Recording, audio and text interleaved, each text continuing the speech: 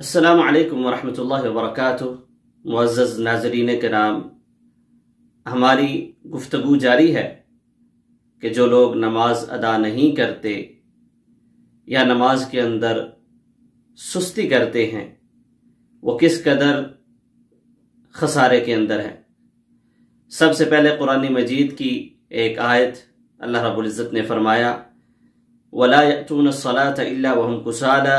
वला युनफिकून इल्ला वहुम कारिहून। मुनाफिकीन की अलामतें बताते हुए अल्लाह रब्बुल इज़्ज़त ने फरमाया कि मुनाफिक लोग जब भी नमाज के लिए आते हैं तो सुस्ती का मुजाहरा करते हैं, और जब भी वो अल्लाह की राह में कुछ खर्च करते हैं तो वो ना खुश होते हैं। इब्न उमर रज़ियल्लाहु अन्हु बयान करते हैं कि हम अपने ज़माने में जिस आदमी को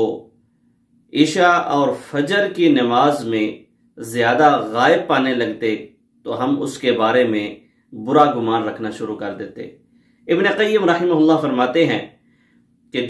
जिस शख्स के अंदर ये अलामात पाई जाएं उस शख्स के अंदर निफाक की अलामात पाई जाती हैं। सबसे पहले जो लोग नमाज को सुस्ती से अदा करते हैं, नमाज के लिए जाते हुए सुस्ती करते हैं और नमाज के अंदर ताखीर करते हैं, नमाज में अल्लाह का जिक्र कम करते हैं और नमाज को जल्दी जल्दी अदा करते हैं और जमात से पीछे रहते हैं और जाते हुए सुस्ती का मुजाहरा करते हैं, जिसके अंदर ये अलामतें पाई जाएं, इब्न क़य्यिम रहमहुल्लाह फरमाते हैं कि उसके अंदर निफाक की अलामतें पाई जाती हैं।